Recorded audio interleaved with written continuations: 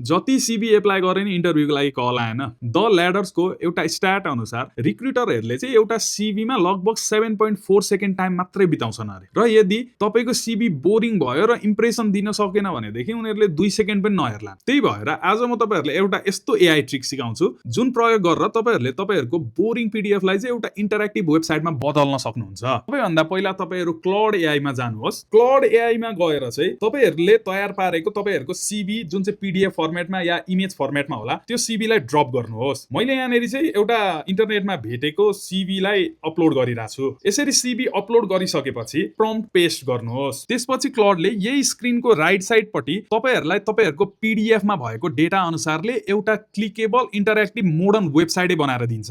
यसले यहाँनिर hero सेक्सनको design बनाएको छ, नाम यहाँनिर देखाएको छ, त्यसपछि प्रोफेसन देखाएको छ, सानो इन्ट्रोडक्सन पनि दिएको छ, यहाँनिर स्किलहरू देखाइदिएको छ, प्रोफेसनल जर्नी देखाएको छ। यो कुरा चाहिँ अब तपाईँको सिभीमा जे छ त्यही अनुसारले यसले बनाइदिन्छ। तपाईँले अब यो बनेको वेबसाइट चाहिँ ट्याक्क डाउनलोड पनि गर्न सक्नुहुन्छ। यसरी तपाईँलाई पनि यस्तै सिभी बनाउन मन छ भनेदेखि भिडियोलाई सेभ गर्नुहोस् अनि तपाईँको जब खोज्दै गरेको साथीलाई यो भिडियो सेयर गर्नुहोस्। यो सिभी बनाउने प्रम्प्ट तपाईँलाई चाहिएमा कमेन्टमा प्रम्प्ट भनेर टाइप गर्नुहोस्। म तपाईँहरूलाई यो प्रम्प्ट डीएम गरिदिन्छु। अनि अन्त्यमा तपाईँहरूलाई लाग्ला यो वेबसाइट तपाईँहरूको लोकलमा त चलिरहेछ तर रिक्रुटरलाई कसरी पठाउने त्यसको लागि एउटा छुट्टै भिडियो आउँछ।